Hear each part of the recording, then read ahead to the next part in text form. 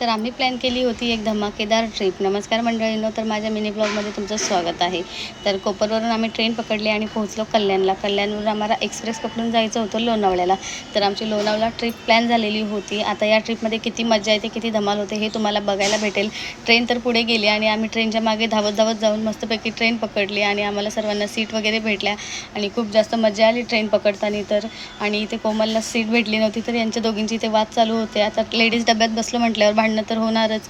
आणि निशाने मस्तपैकी घरून पेरू वगैरे कापून आणलेले होते. आम्ही सर्वांनी पेरू वगैरे खाल्ले आणि ट्रेनमध्ये पण खूप जास्त मज्जा मस्ती केली आणि आम्ही मज्जा मस्ती करत करत पोचलो इकडे लोणावळ्याला. आणि माझी मैत्रीण विशाखा ही पुण्यावरून लोणावळ्याला आलेली होती आणि आमचा एक मेन कार्यकर्ता यायचा बाकी होता.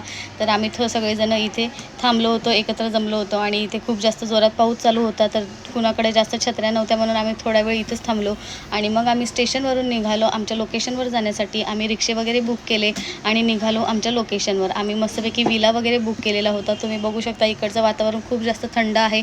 सगळीकडे धूप पडलेली होती आणि सर्वकडं गारवा गारवा असा होता आणि आम्ही पोचलो इकडे लोकेशनवर. तर तुम्ही बघू शकता किती सुंदर असं लोकेशन आहे.